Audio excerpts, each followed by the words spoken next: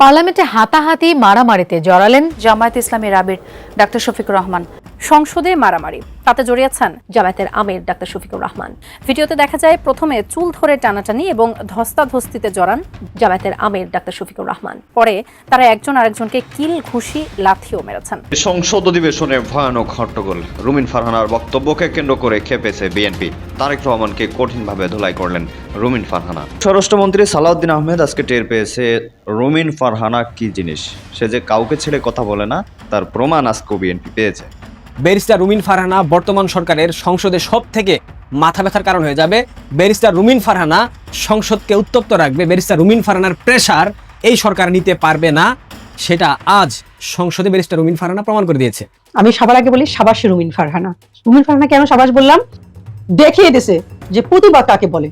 চমৎকার ভাই, চমৎকার। মাত্র 18 দিনে বিসমিল্লাহ বলে বিএনপি আল্লাহর রহমতে দুর্নীতি শুরু করে দিয়েছে। আর দুর্নীতিটা শুরু করেছে সংসদের কেনাকাটা দিয়ে। অথচ যে সংসদে বসে এমপি মন্ত্রীরা দুর্নীতি, অন্যায়, অবিচার, জুলুমের বিরুদ্ধে কথা বলার কথা ছিল, সেই সংসদের কেনাকাটা দিয়েই দুর্নীতি শুরু হয়েছে। আগেই বলছিলাম বাংলাদেশে পেট্রোল এবং অকটেনের অভাব নাই। সরকার ইচ্ছাকৃতভাবে কৃত্রিম সংকট তৈরি করতেছে অধিক লভ্যাংশ আয়ের জন্য। তখন কথা কানে জানে, বিশ্বাস হয় নাই, তাই না? লাইনের ঘন্টা ভর ঘন্টা লাইনে দাঁড়িয়েছেন পাম্পে, কিন্তু পাম্প তো ভাঙচুর করেন নাই। এখন পাইছেন তো বিশ্বাস, পাইছেন তো এবার।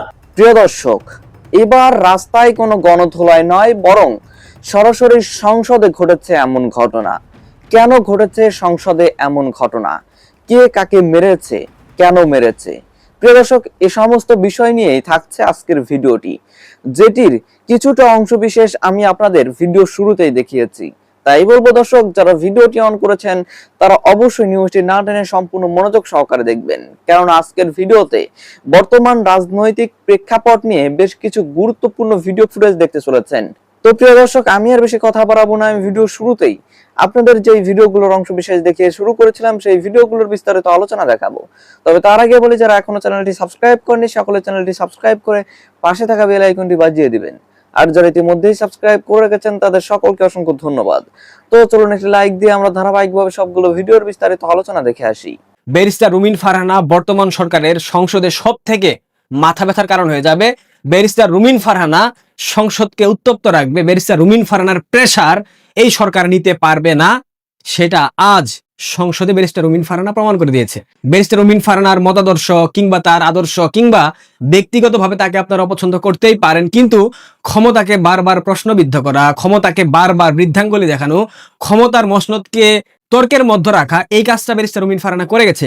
আওয়ামী লীগের শাসনামলে 17 বছর ব্যারিস্টার রুমিন ফারহানা যেভাবে সামাজিক যোগাযোগ মাধ্যম মেইনস্ট্রিম মিডিয়াতে নিজেকে উত্থাপন করেছে, নিজেকে সমালোচনার কেন্দ্রবিন্দুতে রেখেছে, বাংলাদেশ আওয়ামী লীগের গভীর সমালোচনা করেছে, কঠিন সমালোচনা করেছে, এটা কিন্তু আমরা দেখেছি। এখন এই মুহূর্তে বিএনপি সব থেকে বড় বিপদে পড়বে ব্যারিস্টার রুমিন ফারহানার কারণে। ব্যারিস্টার রুমিন ফারহানা আজ সংসদে যেই বক্তব্য দিয়েছেন, যেই বক্তব্য সম্পূর্ণ শেষ করার পূর্বেই সরকার সংসদে তার মাইক্রোফোন সুইচ অফ করে দিয়েছিল, সেই বক্তব্যটা প্রিয় দর্শক আপনাদের দেখা উচিত। আমি জানি অনেকে দেখেছেন ইতিমধ্যে, তারপরেও আবার একটু দেখে। যদি জ্বালানির কোনো সংকটই না থাকে তাহলে এত লম্বা লাইনই বা কেন, দামই বা বাড়াইতে হয় কেন, অফিস কর্মসূচি সময় পরিবর্তন করতে হয় কেন? এই প্রশ্নগুলো তো ওঠে মাননীয় স্পিকার। মাননীয় স্পিকার, আপনার মাধ্যমে এই সংসদের কাছে আমি জানতে চাই, জ্বালানি মন্ত্রীরা যখন গণমাধ্যমে কথা বলেন তখন মনে হয় বাংলাদেশে আল্লাহর রহমতে কোনো সংকট নাই। ওনারা যদি পরিষ্কার করে বলেন বাংলাদেশে বর্তমানে কত দিনের অকটেন ডিজেলের মজুদ আছে, কতদিন চলতে পারবে, পাম্পগুলো কেন পর্যাপ্ত পরিমাণ তেল পায় না, তেলের মজুদদারি। ধন্যবাদ মাননীয় সদস্য। বর্তমান সরকারের জ্বালানি মন্ত্রী, অর্থমন্ত্রী, স্বরাষ্ট্রমন্ত্রী এবং সড়ক পরিবহন মন্ত্রী, এই 4টা মন্ত্রী, আরো একটা আছে স্বাস্থ্যমন্ত্রী, আমি নিশ্চিত হয়ে বলতে পারি এরা সম্ভবত সবসময় নেশার ঘুরে আচ্ছন্ন থাকে, এরা সবসময় নেশাগ্রস্ত থাকে, এরা অনেকটা মানসিক বিকারগ্রস্ত হয়ে গেছে। কেন বলছি দেখেন, কয়েকটা সংবাদের হেডলাইন দেখেন। ইরান হরমুজ প্রণালী দিয়ে বাণিজ্যিক জাহাজ চলাচল উন্মুক্ত করার ঘোষণা দেওয়ার পর আন্তর্জাতিক বাজারে তেলের দাম প্রায় 9% কমে গেছে। আন্তর্জাতিক বাজারে তেলের দাম 9% কমে গেছে, কিন্তু বাংলাদেশের বর্তমান সরকার গতকাল প্রজ্ঞাপন জারি করে তেলের দাম বাড়িয়েছে। জ্বালানি মন্ত্রী সে বলতেছে বিশ্ববাজারে তেলের দাম দ্বিগুণ হলেও সরকার বাড়িয়েছে সামান্য। বিশ্ববাজারে 9% তেলের দাম কমে গেছে, কিন্তু সরকার প্রতি লিটারে 20 টাকার মতো তেলের দাম বাড়িয়েছে। এই হচ্ছে বাংলাদেশের মন্ত্রীদের অবস্থা। সিলিন্ডার গ্যাস, এলপিজি গ্যাস গত 17 দিনের ব্যবধানে 570 টাকা গ্যাসের দাম বৃদ্ধি করা হয়েছে। আজ এক প্রজ্ঞাপন দেখলাম, মেইনস্ট্রিম মিডিয়াগুলোতে সংবাদ প্রকাশ হয়েছে, বাড়লো এলপিজির দাম। 12 কেজির সিলিন্ডার 1940 টাকা। 12 কেজির সিলিন্ডার 1940 টাকা মূল্যে আপনাদেরকে কিনতে হবে। এখন আপনাদের রান্নার চুলা জ্বলবে না, মধ্যবিত্ত যারা আছেন তাদের রান্নার চুলা জ্বলবে না, এটা বুঝাই যাচ্ছে। এবং এই সিলিন্ডার গ্যাসের দাম আরো বাড়বে, ক্রমান্বয়ে বাড়বে, এটা কমবে না। বাংলাদেশের ডিএপি সার কারখানা, একটা মাত্র ডিএপি সার কারখানা, সেটা বন্ধ হয়ে গেছে।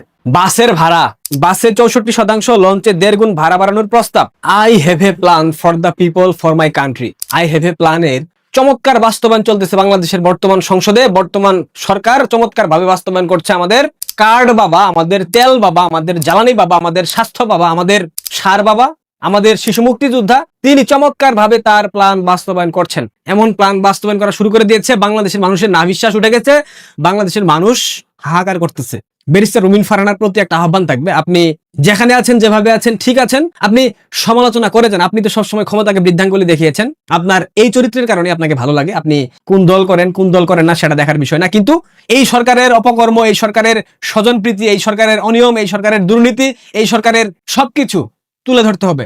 আগেই বলছিলাম বাংলাদেশে পেট্রোল এবং অকটেনের অভাব নাই, সরকার ইচ্ছাকৃতভাবে কৃত্রিম সংকট তৈরি করতেছে অধিক লভ্যাংশ আয়ের জন্য। তখন কথা কানে জানে, বিশ্বাস হয় নাই, তাই না?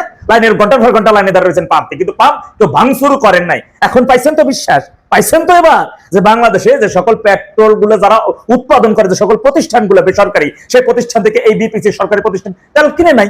এখন তাদের কাছে উপসে পড়তেছে পেট্রোল এবং অকটেন, রাখার জায়গা নাই। বাংলাদেশে ওই সকল প্রতিষ্ঠানে তেল রাখার ধারণ ক্ষমতা 53,000 মেট্রিক টন, অথচ 55,000 মেট্রিক টন হয়ে গেছে, অর্থাৎ আরো 2,000 মেট্রিক টন তেল কই রাখবে, রাখার জানা নেই। অন্যদিকে বিদেশ থেকে 1 লক্ষ মেট্রিক টন নাকি ঢুকছে, এখন এই তেল নির্ভর এরা বিপেকে। আবার দেখতেছেন পাম্প গুলোতে সকাল 8টা থেকে রাত 8টা পর্যন্ত বসে থাকেন, 8 ঘন্টা 10 ঘন্টা পরে 2 লিটার পেট্রোল পান না, অকটেন পান না। দাম বাড়ানো যায় 20 টাকা, যে লিটার প্রতি দাম বাইরে গেল, এখন তেলের কোনো অভাব নাই সরাসরি। বুঝতে পারছেন? এবার তো প্রমাণিত হয়েছে যে সরকার ইচ্ছাকৃতভাবে কৃত্রিম সংকট তৈরি করছে অধিক লভ্যাংশ আয়ের জন্য। এখন এর বিচার আপনারা জনসাধারণ করেন, আপনাদের উপর দিয়ে দিলাম। কিন্তু মনে রাখেন, যদি তারেকের বিচার না করেন বা সরকার বিচার না করেন, তাহলে এর জন্য আগামীতে আপনাদের আরো বড় মাসুল দিতে হবে। বাংলাদেশের সুপার পেট্রোল কেমিক্যাল, মেঘনা পেট্রোল কেমিক্যাল, তারা এখন আর পেট্রোল এবং অকটেন গুলো উৎপাদন করতেছে না। এই গ্যাস থেকে এটাতে তৈরি হয়, তারা তেলের জায়গা রাখার জায়গা নাই, এই কারণে উৎপাদন এখন বন্ধ রাখছে আপাতত। কিন্তু কৃত্রিম সংকট তৈরি, যতদিন তেলগুলো আনেন, এখন মজুদ আছে অনেক, এখন পাবেন, যেহেতু দামও পাইছে, সরকার এখন বিপুল পরিমাণে একটা বাজেটও পায়, ভালো একটা এখান থেকে লভ্যাংশ আয় করতে পারবে। তারেক এই 2 মাসের ভিতরে এরই মধ্যে 30,000 কোটি টাকা পাচার করছে। কোথায় যাচ্ছে এই টাকা? 2 মাসে 53,000 কোটি টাকা ধান্দা করে, মানে লোন করে ফেলছে। আরো $2 বিলিয়ন সে বিদেশিদের কাছে চাইতে, আইএমএফ এইগুলো দেখে, এই চুরি চুট্টামি দেখেই কিন্তু তারা চতুর্থ কিস্তির টাকা বন্ধ করে দিছে। বিশ্ববাজারে যে তেলের দাম 9% কমে গেছে, এটা হয়তো আমার কথা বিশ্বাস হবে না। এই যে সংবাদটা একটু ভালো করে দেখেন, উৎপাদন প্রতিষ্ঠানে তেল রাখার জায়গা নেই, উপসে পড়তেছে। যমুনা টেলিভিশন আর যুগান্তরে এই নিউজ যখন করছে, সয়লাভ হয়ে গেছে। সাথে সাথে বিপিসি আবার বলতেছে না না, তারা মিথ্যা, এটা ভিত্তিহীন খবর। কে বলছে তেল উপসে পড়ছে? কোথায় তেল উপসে পড়ছে? মানে এখন শাক দিয়ে মাছ ঢাকার চেষ্টা। এবার তো প্রমাণ হয়েছে যে কৃত্রিম সংকট তৈরি করছে ফ্যাসিস্ট তারেক। এটা তো ভাই আমি 1 মাস আগেই বলছি আপনাদেরকে, তখন আপনাদের কানে ভানি যায় নাই। বারবার বলছি, ওই যে পাম্পে যাইয়া লাইনে না দাঁড়াই থেকে রাস্তায় নামেন, যমুনার দিকে যান, তারেক যেখানে থাকে ওইখানে যান, 2 সাইডে পাম্প আগে ঘুরে দেন, রাস্তায় আন্দোলন করতে হবে। তা না হলে এটা কিন্তু মনে রাখবেন। আর তারেক কিন্তু ক্ষমতায় এসে ফ্যাসিস্ট হয় নাই, ও জন্মই নিচে ফ্যাসিস্ট হইয়া। ও যখন প্রধানমন্ত্রী পোলা ছিল, তখন ও ছিল ভয়ঙ্কর কুখ্যাত সন্ত্রাসী। এই ছিল মিস্টার 10%, খোয়া ভবন, খাম্বা ছিল, কারেন্ট ছিল না। সেই লোক এখন প্রধানমন্ত্রী হয়েছে। দেখেন না দেশের অর্থনীতি এবং খাদ্যস্ফীতি, মূল্যস্ফীতি কোথায় গিয়ে দাঁড়ায়। দর্শক, আমি আশা করছি আপনারা সকলেই অত্যন্ত মনোযোগ সহকারে সবগুলো ভিডিও দেখেছেন। এমনকি দর্শক, যদি এই ভিডিওগুলো সম্পর্কে আপনাদের কোনো মতামত থেকে থাকে, তাহলে তো অবশ্যই জানাবেন। দর্শক, নিউজটি শেষ করছি এখানেই, ফিরছি পরবর্তী নিউজে নতুন কোনো টপিকে। আল্লাহ হাফেজ।